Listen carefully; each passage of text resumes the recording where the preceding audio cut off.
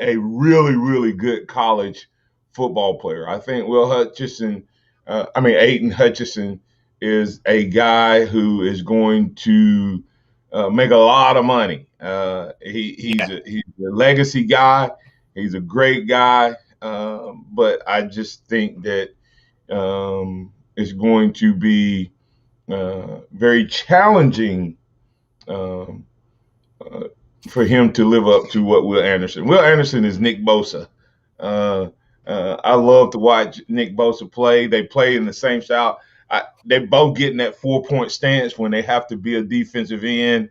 And I think that Aiden has a little bit of that in him too. I think he's a really good player. He's just not Will Anderson. Let's go to Curtis Moore. Curtis Moore, you're in with the Martin Houston Show with X's and O's Sports host Xavier Houston. What's on your mind, sir?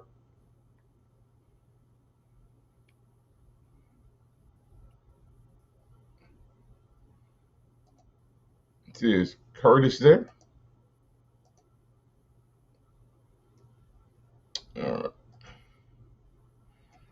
Let's see. Well, hey, I tell you what, we'll get back to break here. We'll go to break here, and we'll coming back on the other side. We'll bring Curtis into the fold. If you want to get in on the conversation, talking Will Anderson, we're going to be talking recruiting. We can talk about. I meant to talk a little bit about Seth McLaughlin yesterday too, and what he means moving forward. We'll add that to the conversation as well. You're listening to the Martin Houston Show on Tide 100.9 right here on your home for Alabama sports, Tide 100.9.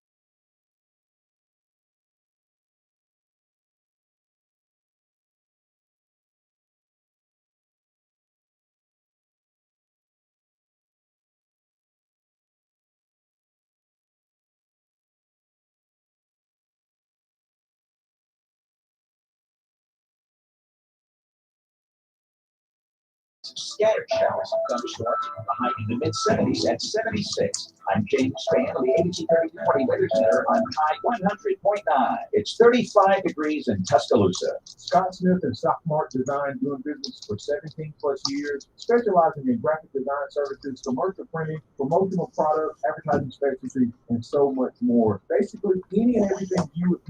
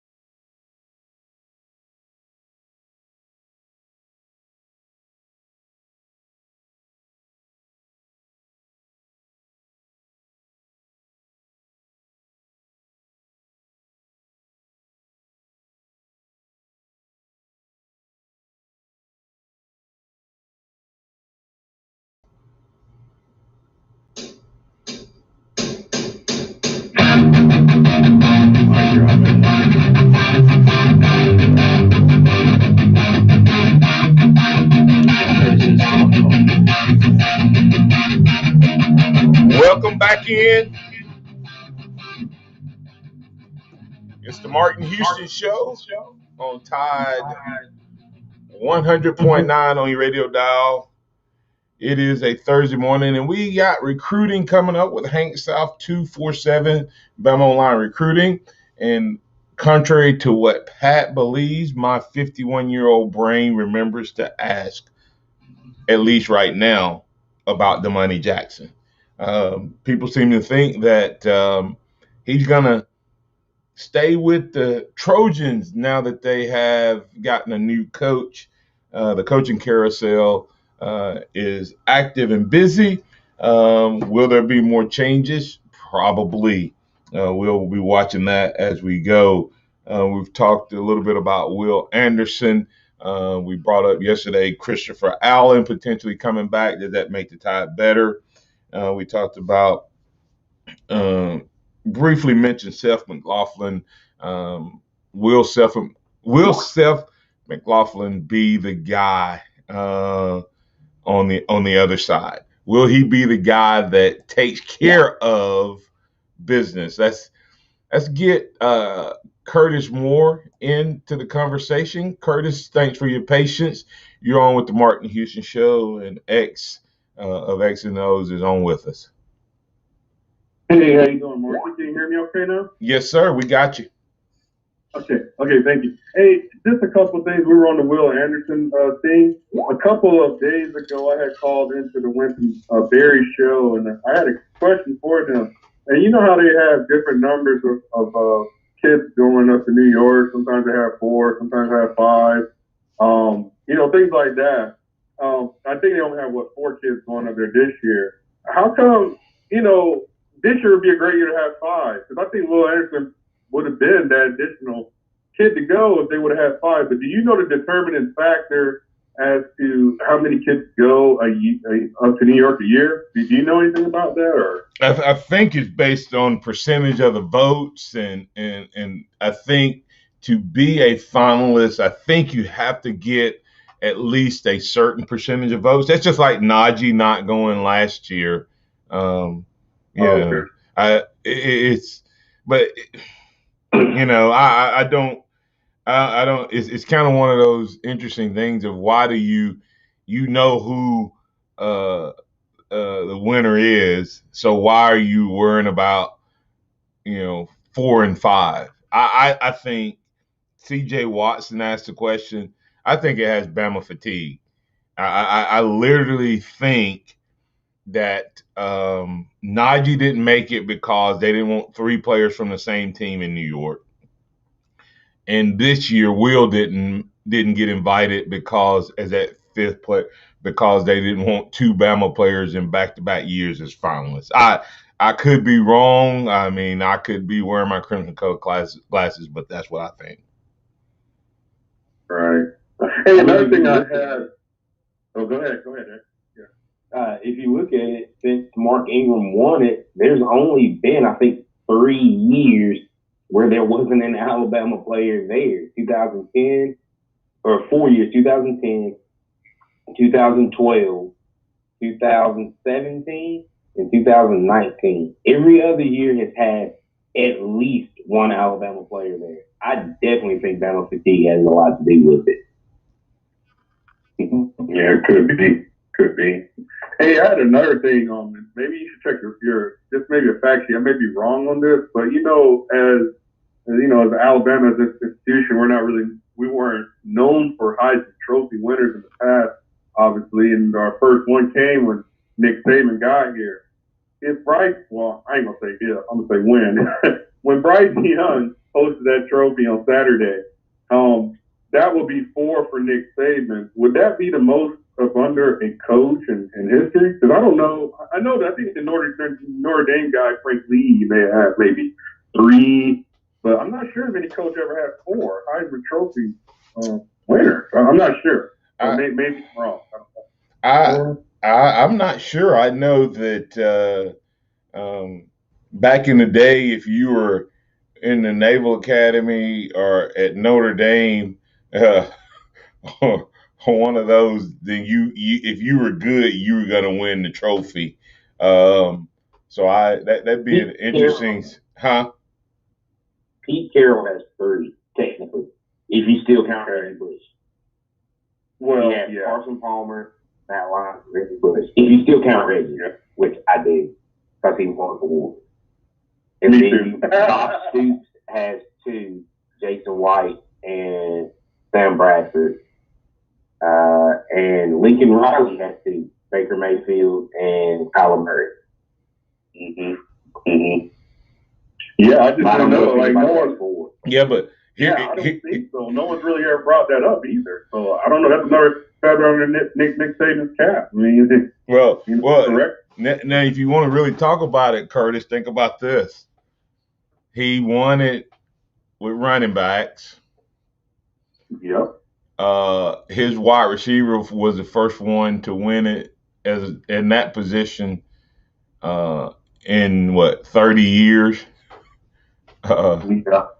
And now he's going to have it a quarterback. So not only did he have this be his 4th one, he kind of did it in the reverse order. All of the other guys that have more than one that Xavier named were all quarterbacks. So, it's an interesting side. I mean, go ahead, Xavier. Only 3 coaches have had 3 Heisman winners, but Frank Leahy, I knew he had 3. has had 4. He had 4 from 4. Okay. From 1943 to 1953. He coached 4 Heisman trophies. And name the number of years. 40 in a 10-year window. It took 11 years. 43, 47, 49, 53. Yeah, and where did he coach at? Notre Dame. That's my point. To my point, if you were decent and you were gonna win it back then, it didn't matter if you were good, And I would love to see who else won it in that 43. What other teams were even represented in that 43 to 53 year window. So, but yeah, in the modern era of college football, when the award can go to a lot of places, I don't even think you can even come close in terms of it. What's funny to me, Curtis, is you remember that used to be Auburn's stick over Alabama. Oh yeah, I remember that they used to, that they had more Heisman. Yeah. Yeah. They had that over us for a while. Yeah. Well, I think we passed them now. I think they have 3, right? Mm-hmm. I think they have 3, 2 or 3. One of them. Pat Sullivan. Bo Jackson. So yeah, 3. You're right. Yeah. So if we pass them now, we pass them in what that used to be their stick. And here's what's interesting. Here's what's interesting about the Heisman and all of that. Coach Bryant never had a Heisman Trophy winner, and some of that was probably, bias and the era and all of that, and the South being hated by the majority of the country and all of that good stuff. He definitely had players that were good enough to be Heisman Trophy winners. So I'm not saying that in any way. But it used to in Alabama he didn't, but didn't he have one at Texas A&M? Yeah, he had yes, he had one at Texas A&M. And that's why I say that is when he was here, he had the players to do that. But it didn't happen. And it used to be said that that's because Alabama played team ball. And Alabama did play team ball, but Alabama plays team ball now too. But they have had some unbelievably great players. C.J. Watson adding a little commentary to that conversation. It says Oklahoma, Ohio State, and Notre Dame lead the way with 7 Heisman winners each. Wow. You know, and like I said, Notre Dame. And when was the last time Notre Dame had one? Tim Brown. Tim Brown, right? Yeah, back in the 80s. Yeah. Yeah, Tim Brown graduated before I did. So Yeah. that's they have been in you know, when was the last time Ohio State had one? George Smith. Huh? 2005. Yeah. So and they've had one in the modern, I call it the modern era, in the recent millennial. And so it's been kind of Oklahoma and Alabama, I think, as far as in the modern millennial, that have the most from their representative schools. So Nick Saban, what he's done individually, what's sad, and I briefly mentioned it, is the fact that he's never won. Since he's been at Alabama, he's never won the Paul Bear Bryant Award for Coach of the Year. Oh my gosh, that is crazy. I don't see how that happens. Well, as the scripture, there's a word in scripture that says Selah, or Selah, based on how people pronounce it, but it means pause and calmly think about that for a moment. Nick Saban, the greatest coach of all time, has never won at Alabama. I think he won it at LSU, but never won at Alabama the Paul Bear Bryant Coach of the Year award. Wow. I mean, how many Coach of the Year?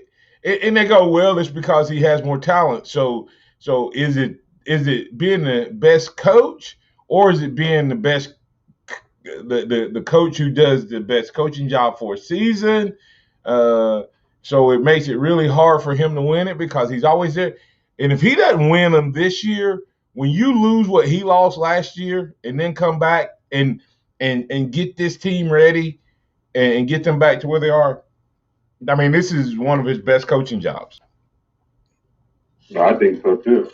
I mean, you want to talk about talent? Kirby has talent. He ain't won one yet. Right. He's always up there on the recruiting rankings.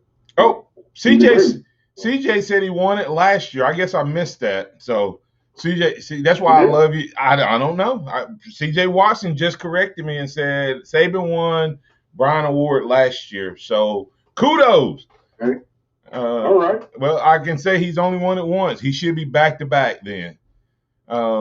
Yeah, I know, right? and I guess, and based off of doing it in the COVID year, and the way he handled his program last year, he did deserve it last year with that team he put out, and then to come back with the all-time great offense and have what was it, 8-9 new starters on offense, and 4 out of 5 coaches new on offense, and we still averaged 40 points a game. Woo! Remarkable. Yes, and very well on our way to potentially another national championship. You got anything else for us, Curtis? Oh no, I don't want anyone else up. I'll listen in as always. So. All right. But roll tide. Roll tide. Thank you, sir. X, you got anything before we go to break?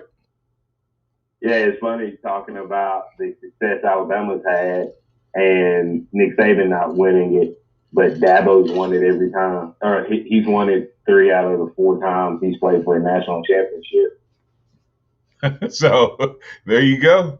It's all about expectations, I guess. So, but kudos to Dabo. That's the 3 times he's played for a national championship. Huh? The 3 times he's played for a national championship, he's won it. Oh, well, there you go. And it'll be interesting to see. Remember, I made the statement yesterday. We're going to look back at this era and go, wow, there was a lot of really good coaches during this time, but we didn't necessarily get to appreciate them as much because of the dominance of Nick Saban. And the reason Nick Saban is so dominant is because of recruiting. And we're going to be talking to Hank South when we come back from break on recruiting and how Alabama looks to close out this early signing period of 2021 for the 2022 class. That conversation coming up next. You can be a part of it if you got a question for Hank South or for X's and O's Xavier Houston, call 205-342-9904. Tide 100.9 traffic. From the Townsend Nissan Traffic Center, everything pretty quiet on the roadways as we start.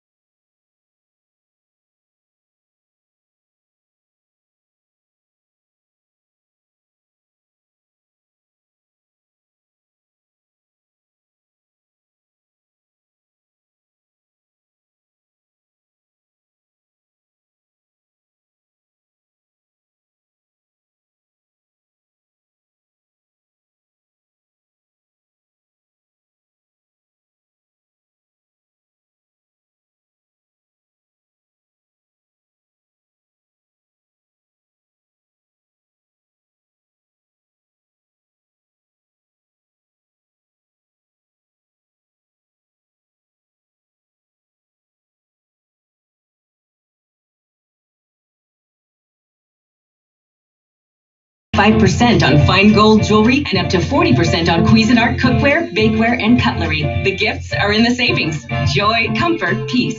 JCPenney. Offers valid on select items through 12/16. Offers reflect after coupon savings. Exclusions apply. Must be 18 or older. See store or jcp.com for details.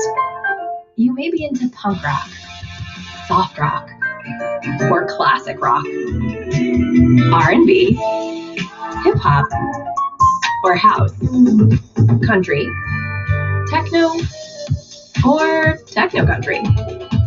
But no matter what kind of music you listen to, here's something else you should hear. Please consider getting vaccinated. Talk to your pharmacist today about Comirnaty, COVID-19 vaccine mRNA. This message brought to you by BioNTech and Pfizer. Nick Saban calls it the process. John Maxwell said that everything rises and falls on it. And Coach Wooden said it's what you learn after you think you know it all that makes the difference. What am I talking about? Leadership and personal development. Is your organization, your school, your church, your family, are they receiving the proper level of leadership development and personal development? If not, the Empowerment Center for Leadership and Mentoring can help you with that. We have our pep talks, which is a 1 to 1.5 hour lunch and learn, which we can customize to meet your needs, or we have some topics that we present that we know can help your organization. And if you're looking for one-on-one mentoring and coaching, we can also assist you with that. Visit peptalks35.com. That's peptalks35.com, or send an email to martin@martinhouston.org. That's the Empowerment Center for Leadership and Mentoring.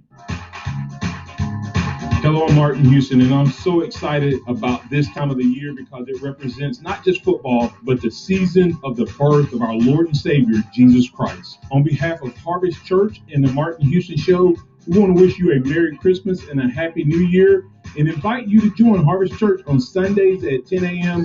and Wednesdays at 6 p.m., where we're creating and enabling faithful followers of Christ. Merry Christmas and Happy New Year from the Martin Houston Show and Harvest Church.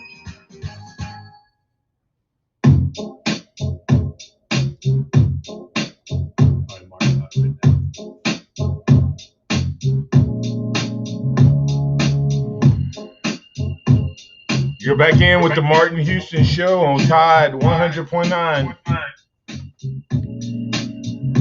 It's now time for us to catch up with X's and O's. I mean, not X's and O's, but X's and O host Xavier Houston is in with us. It's time for us to catch up with Hank South, 247 Sports.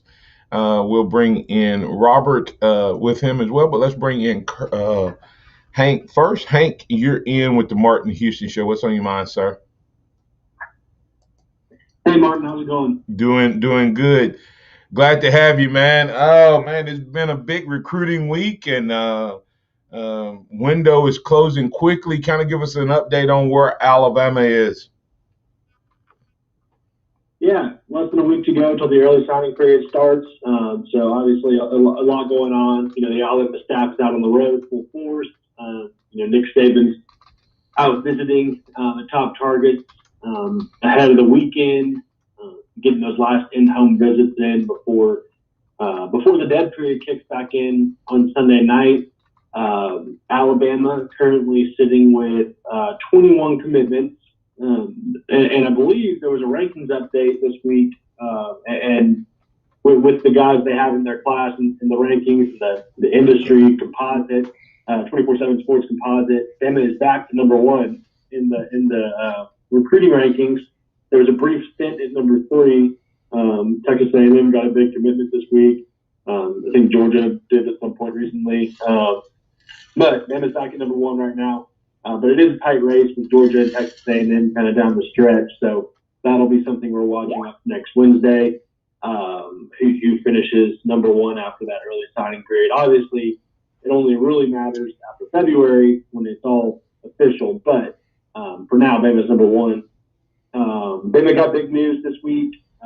On Tuesday night, Isaiah Bond, the 4-star athlete from Buford, Georgia, he committed to Alabama over Florida and Georgia. That was one we were expecting. A guy that was once committed to Florida, he decommitted after Dan Mullen was fired. He always had Bama as number 2, so it wasn't hard to predict him eventually joining Bama's class. He's going to play wide receiver in Tuscaloosa, and world-class speed, really impressive prospect from the state of Georgia. So that was a big get, 3rd receiver in the class. We'll kind of see how this wraps up. I think it could finish up in a few different ways, but I think Bama's going to have a pretty momentous finish come Wednesday. Yeah, I really love what Isaiah is saying in his defense when he committed to Bama. He said Florida is my dream school. Georgia's the hometown. Alabama is legendary. So it speaks to how a lot of these kids are viewing Alabama at this point. But hey, I always ask you about the DBs and stuff. But I want to ask you about Curtis Perry and Shamar James and what the news is circulating around those 2 guys and their prospects of coming to Bama. Yeah, Curtis Perry, that's been a kid who, Bama offered him in the summer of 2019. I think for, the majority of his recruitment, especially since having an Alabama offer, that's been the team to beat for him. I think down the stretch, there might be a little bit of misdirection, some of the, recruiting tactics. He named Auburn his leader after his official visit to Auburn following the Iron Bowl. He had just come off an official visit to Alabama the week prior to that. He started Auburn's his leader. I really think Bama's the team to beat for him. I think Auburn's doing a really good job. I think Auburn's absolutely in it, and is the other team to watch. But I think ahead of Wednesday, I think Bama's the team to beat. Nick Saban is supposed to see him today with Charles Kelly, so we'll see that last kind of closing pitch, in person for that in-home with Curtis Perry. So I still think Bama's the team to beat. We'll see if the Auburn stuff is serious, but I'd be surprised if it wasn't Alabama on Wednesday. And then Shamar James, that was a little bit trickier. Back in the summer, it was kind of a major surprise when Shamar James committed to Florida. He had just come off his official visit to Alabama 2 weeks prior. He had named Bama the team to beat for him, and all signs looked like they were pointing to Bama. Then he goes to Florida and commits 2 weeks later. I even talked to people close to him, and they said they were shocked too. They said, he almost didn't even take his visit to Florida because he was so set on Bama. So obviously he decommitted from Florida earlier this fall. And it's really Alabama versus Georgia in this one. There's been talk about him going to A&M for an official visit. I don't think the Aggies are deep in it that much. Auburn, I think, is pretty much out. Florida, he visited Gainesville again a couple weeks ago prior to them announcing Billy Napier. But I think Florida's pretty much out too. I think this is an Alabama-Georgia race for him down the stretch. Nick Saban saw him on Monday. Kirby Smart saw him on Tuesday. And he's supposed to be at Georgia this weekend for his last official visit. So, obviously, people are concerned. Bama fans are concerned about that last official to Georgia. Seen it before. Kids have taken an official visit somewhere, and then, Trey Sanders and Evan Neal's last official visits were to Georgia too. So, obviously, it can work out in Bama's favor in the end still. I think it's a little too close to call. If I had to make a pick, I'd still pick Bama. I think that, he's been a Bama guy since he got offered. I'd lean that way. I think they've done a good job for him. But you can't discount Georgia this late in the process either. So that's going to be one of those, early signing day ones that will be fun to tune in for. All right, so we've always been talking about who could be coming. Is there anybody that might end up decommitting from this class before signing day?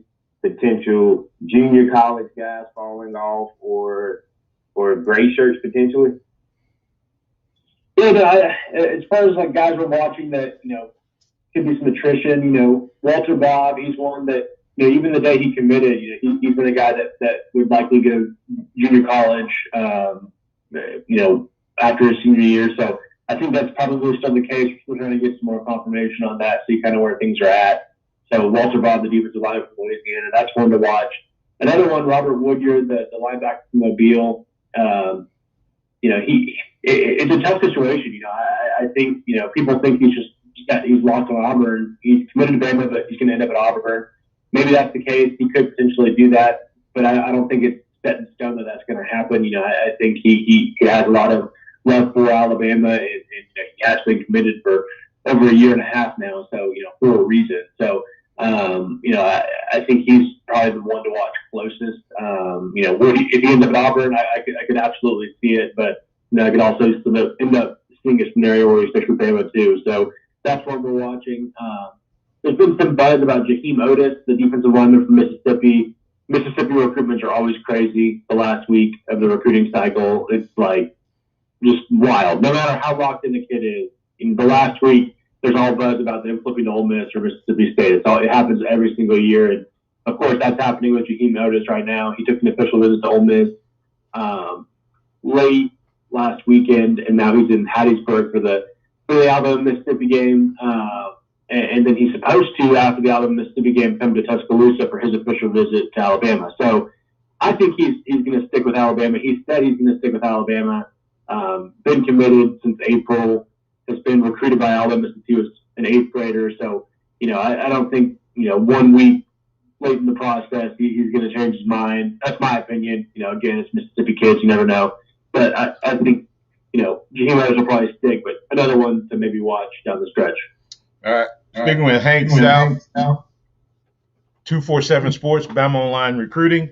Hank, I got a question, and then I got 3 kind of rapid fire questions for you from listeners. But Tanner Bailey decommitted from Oregon. Do you know anything about where he may land, and heard anything on his recruitment?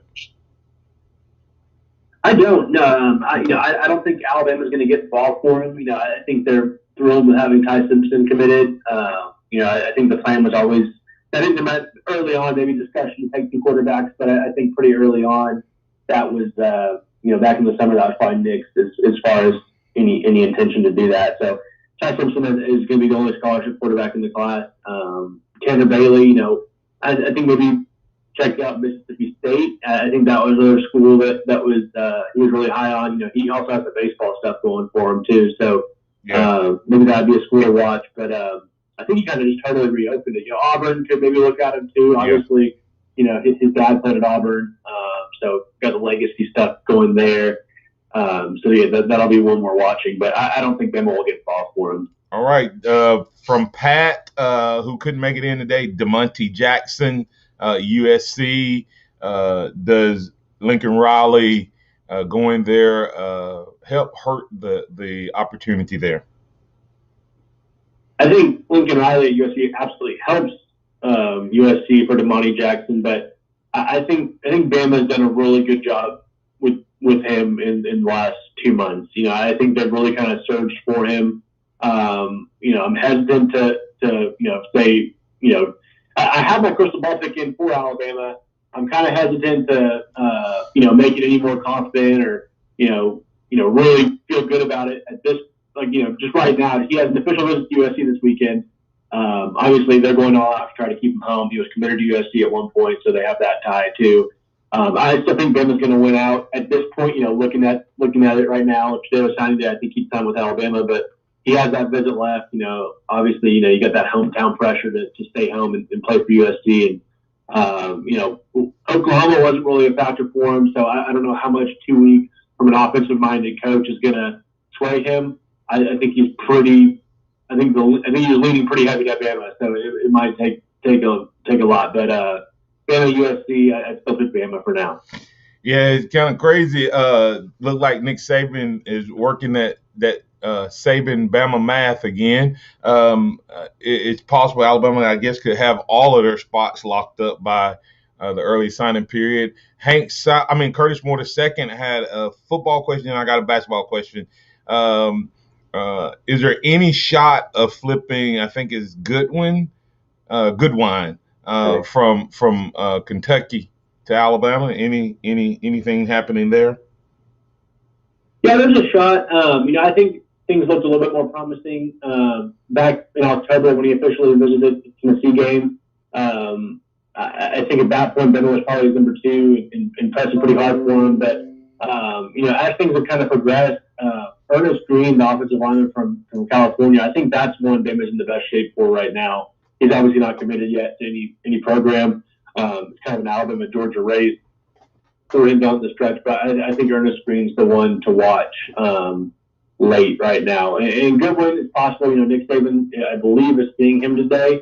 So, maybe there's some last-minute magic there. But I think he's probably going to stick with Kentucky at this. If I make a prediction right now, I think he's going to stick with Kentucky.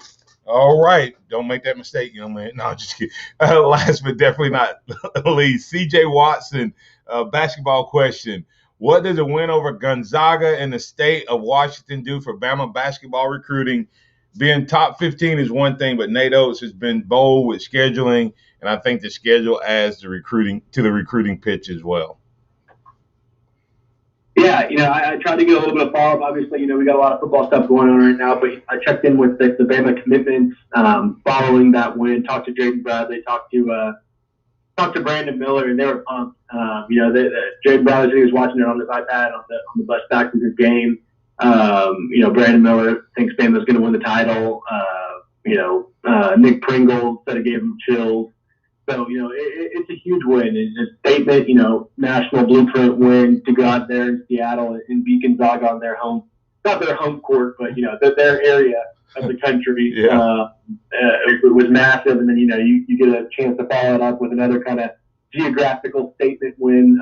If they were able to pull it off against Houston this weekend, then you got it against the Texas team. So they're kind of just taking out different corners of the country one by one. But, they've already recruited at such a high level, especially this signing class in this past early signing period is probably their best yet. It's only going to keep helping them. The guys are taking notice, they're excited about the style of play and what they're doing. So it was a massive win for Alabama. And, it's still kind of mind-boggling that 7-hour stretch on Saturday to kind of just dismantle Georgia and then pretty much handle Gonzaga the way they did. Yeah, the funniest meme I saw, Hank, was when it showed Nick and Nate walking their dogs. They had a mascot. They had the mascots and had them walking side by side. So pretty funny. Something that's never been done. So it really is a big deal when you do that. Something to think about how long sports has been playing for that to happen and on the same day, on a big day, not just a regular weekend. Pretty big deal. Tell our listeners what you got coming up and what you'll be bringing down for us next week. Yeah, it's a really busy time, really great time to sign up for BOL or Bama Online. $1 for your first month to join now. Wall-to-wall coverage. Mainly right now, we're tracking Nick Saban, his visits, talking to guys we can about how it went.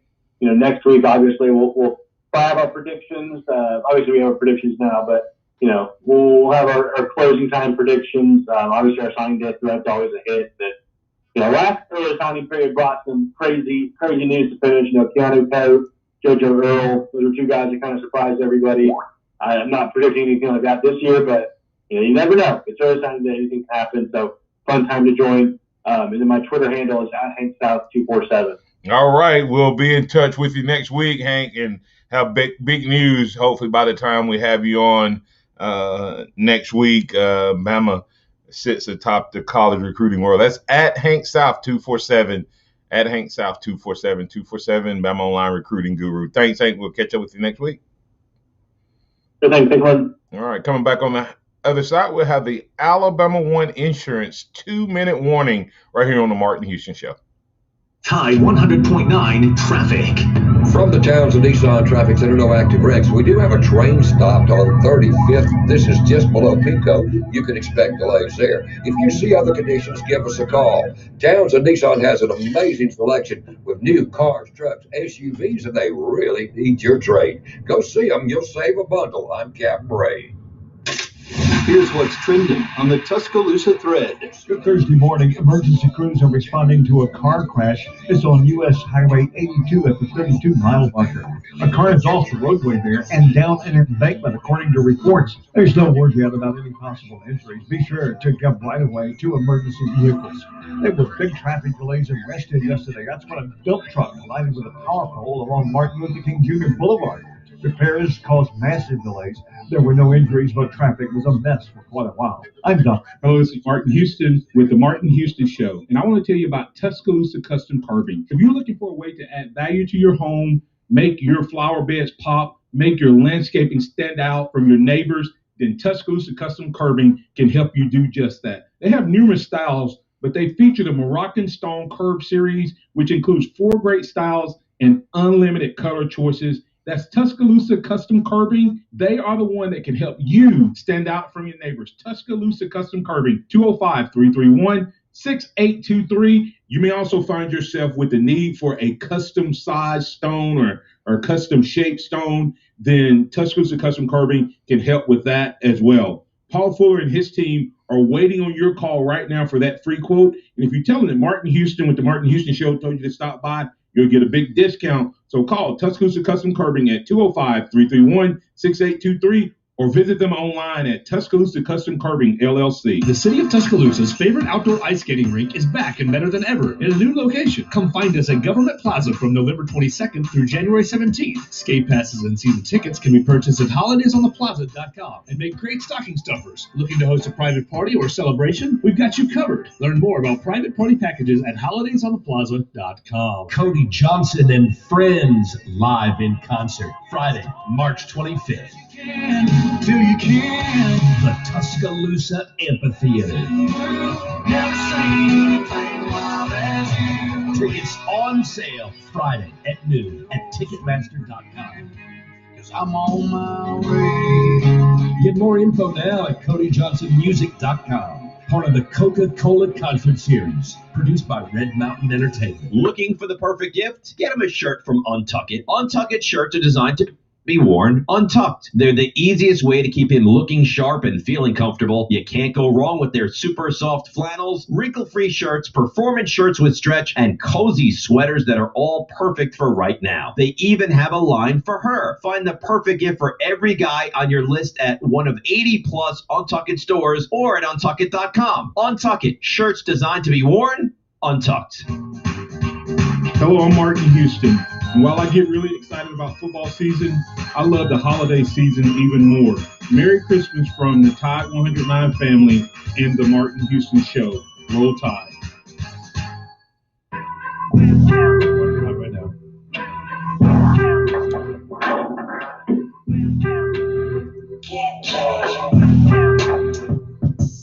Welcome back into the Martin Houston Show. It's the Alabama One Insurance 2-minute warning. We got Chuck Hunt on. Chuck, you got about 30 seconds, man. What you got for us? Sorry about that. Good morning, you all. I was going to be quick, but I saw on Monday that Coach Xavier came 100 miles west of me to Shreveport, Louisiana, to look at a young man that's a 4-star athlete named Kendrick Law Jr. out of Captain Street High School. And yeah, he came. He went to put that out there, and that's what's happening now. You know, now Brian Kelly is at LSU. These guys are decommitting from LSU, and it looks as good as like Aaron Anderson committed to you all, and now it's not a commitment with Kendrick Law. Coach Saban just came to recruit him, but I don't know what his decision is going to be. Yeah, but that's what I want to say. Yeah, Nick Saban. I don't know how he does this math. I think Hank mentioned about 10 guys that could commit, but we ain't got about 4 spots left. So I think you could potentially see a guy or two drop out to make room for some of these names that's coming in at the end. And so you keep your eye out for what's happening down there in Louisiana. And if you see Nick Saban anywhere around, make sure you call him and let us know so we'll stay on top of it. Okay, might show up in Monroe. Never know. Thanks, Chuck. Appreciate it, man. All right. Take care. We'll take it. Roll Tide. Closing thoughts, Xavier, real quick. No, hey, time to get ready for Cincinnati. Basketball still rolling hard. Let's see what they can do against Houston. And cannot wait to be back next week as early signing day is upon us. Yep, we'll be talking recruiting. Bama hoops. Bama taking on Houston. And so they get Gonzaga and Houston in back-to-back. That's big time.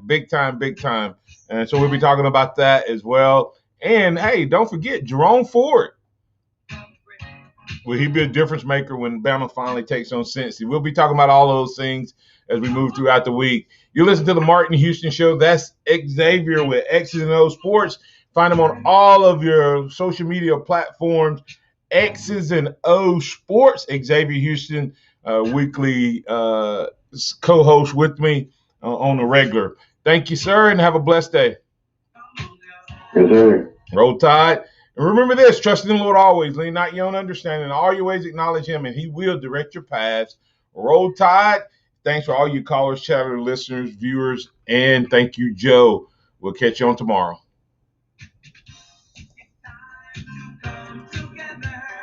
Thank you for listening to the Martin Houston Show on your home for Alabama sports. Tide 100.9 and streaming on the Tide 100.9 app.